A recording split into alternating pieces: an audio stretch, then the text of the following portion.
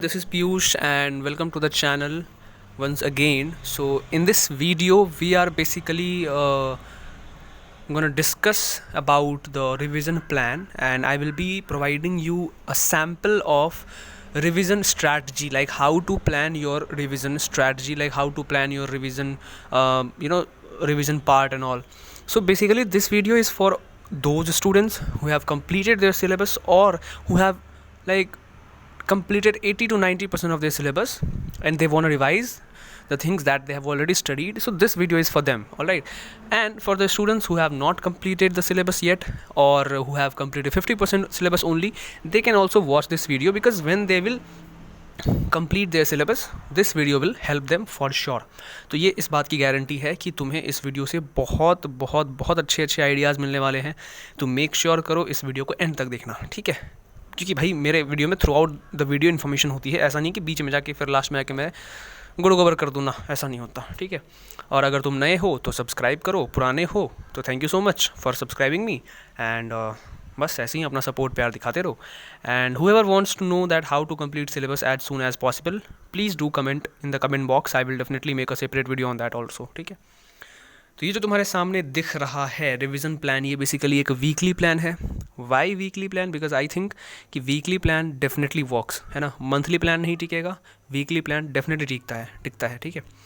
तो as you can see ऊपर में, सबसे ऊपर में लिखा हुआ है रिवीजन प्लान वीक 1, है ना. मतलब ऐसे एज तुम कर सकते हो. ये बेसिकली मैंने एग्जाम्पल लिया है, ठीक है. इससे मेरा कोई लेना देना नहीं है.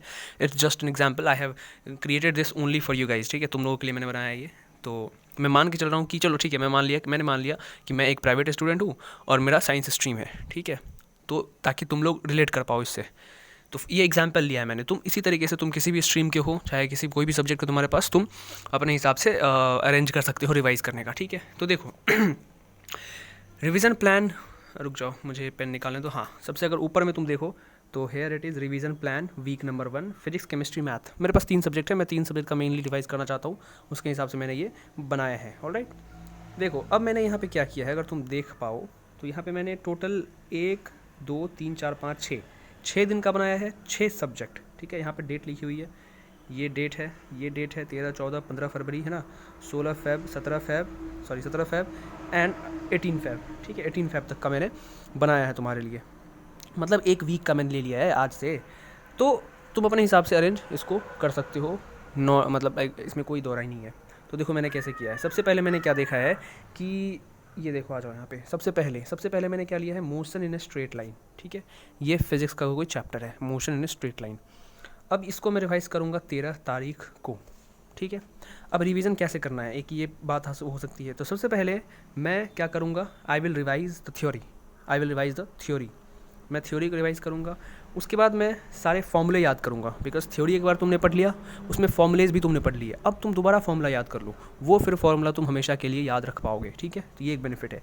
उसके बाद मैं बताऊँगा कि देखो अगर कोई ऐसा इंपॉर्टेंट चैप्टर है जिसके लिए एनसीईआरटी तुम्हें बनानी चाहिए, तो उसके लिए मैं सजेस्ट कर दूँगा. बट मैं ये सजेस्ट करूँगा कि तुम पीवाईक्यू उठाओ. पीवाईक्यू मतलब जो पिछले साल क्वेश्चंस आ चुके हैं, पिछले 10 साल 15 साल में. क्योंकि मैक्सिमम चीज़ें क्या होती हैं ना, बोर्ड्स में रिपीट होती हैं. थ्योरी कंसेप्ट वही होता है, क्वेश्चन भी उसी तरीके से आती है. तो मैं कहता हूँ कि पीवाईक्यू बनाओ पहले, एक अच्छा आइडिया लग जाएगा तुम्हारे पेपर का, ठीक है. ये था. अब उसके बाद दूसरा चैप्टर देखो मैंने कौन सा लिया है, ये देखो. रुक जाओ, ये रहा दूसरा चैप्टर मैंने लिया केमिस्ट्री का, some basic concept of chemistry.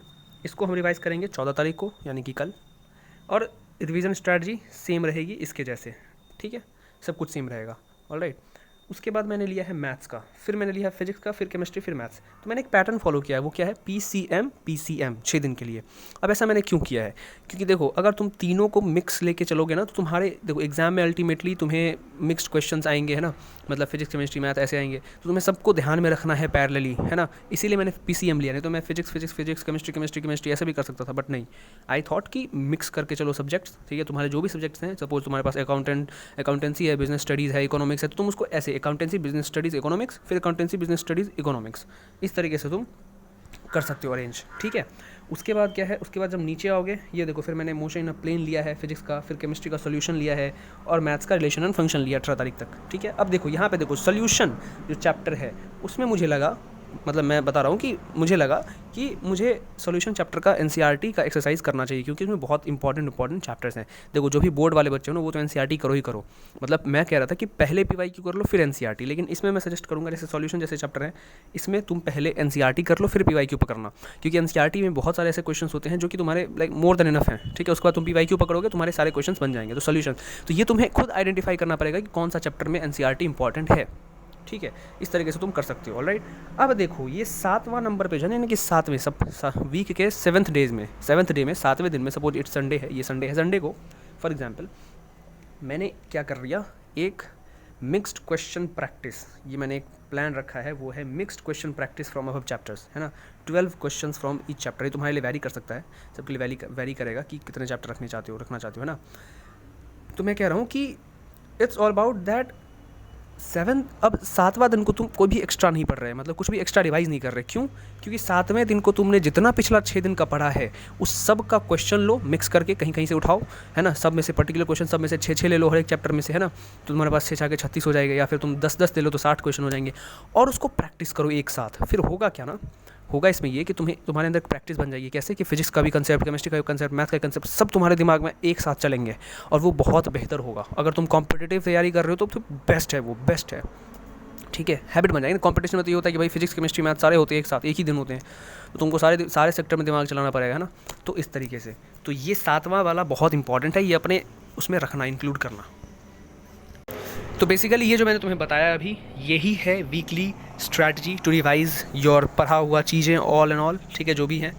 तो ये बहुत इंपॉर्टेंट है। Revision is the key, revision है तो ही सब कुछ है, नहीं है मतलब कुछ नहीं। Revision is the backbone of your preparation, तो रिवीजन को इग्नोर मत करना। ये मैंने वीकली प्लान बनाया है, ठीक है। इसके हिसाब से तुम अपने हिसाब से अरेंज कर सकते हो, तुम्हें किसके हिसाब से कौन कौन सब्जेक्ट है, तुम्हारा क्या स्ट्रीम है।